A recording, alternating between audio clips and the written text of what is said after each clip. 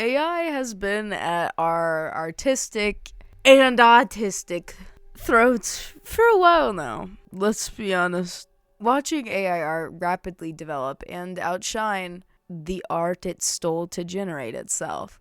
I think most of us artists nowadays feel a level of dread with these AI art machinations, making real art obsolete. And with the release of the Sora 2 AI model, creating fight scenes out of nothing but shonen-obsessed Redditors smacking their Cheeto dust fingers all over the keyboard to write a prompt akin to, right, Sasuke fighting One Piece, or Sasuke fighting One Punch Guy or whatever. This is gonna be so epic. I woke up at 2 a.m. to take my roommate to the airport, and then it was closed. So I'm recording instead. And as you can see, I'm a little tired. I'm Salbaba Black Sheep. Have you any soul? No, sir. No, sir. But today, we are going to be talking about the new developments in generative AI and how it affects the art community. With the competency of AI art growing bigger and bigger, it poses a bigger threat to us, undoubtedly. But there's also flaws within AI that might just cause it to implode on itself, like the cost to run the AI models versus the returns, which the returns is not that much compared to what people are putting into it. When I say into it, I mean like investors. So they're in debt. They're in debt, but before we get started, if you want to support real art, consider checking out my webcomic, Penelope's Peon. I posted on Tapas. If you like stories about the human condition and you just like shit like Disco Elysium, you might like it. A link in description. If that doesn't tickle your pickle, consider joining my 17 plus Discord server to meet a bunch of cool artists and get your art in the next video. Without further ado, we begin. I've seen an uptake in the AI art concern recently due to Sora AI 2 coming out and showing a level of competency we have yet to see in AI animation. Here's a few clips of what it's been able to create.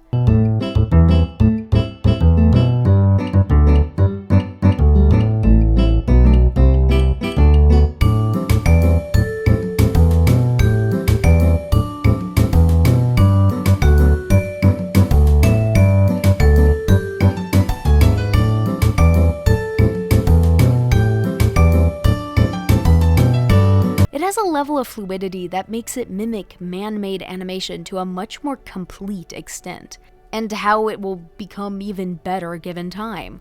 One thing I have noticed with these clips, though, is that it's all characters from pre-existing media that have a lot of data to pull from.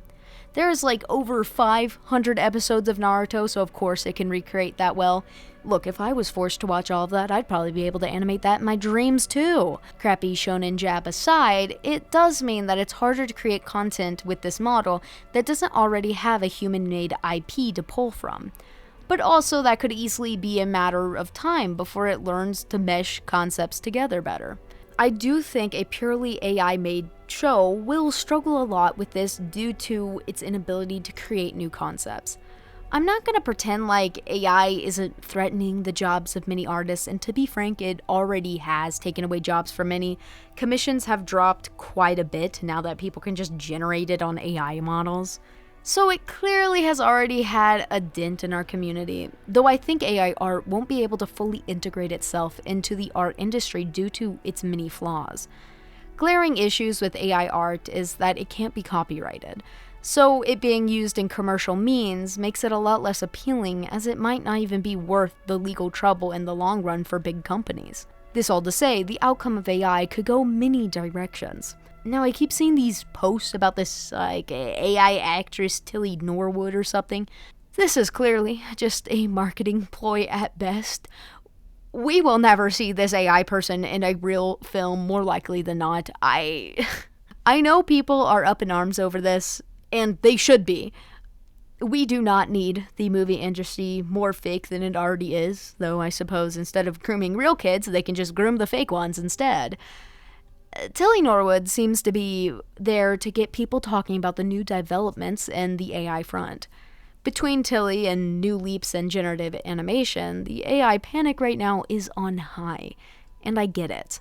But there are many of us that hate AI art and don't want to play games with it in it, don't want to watch content that uses it, meaning there's a market that still heavily values art. There are millions of us that will prefer consuming human-made art over AI slop. I do think it's harder to break out now and make a living in the arts. Making a living in the arts has always been hard already.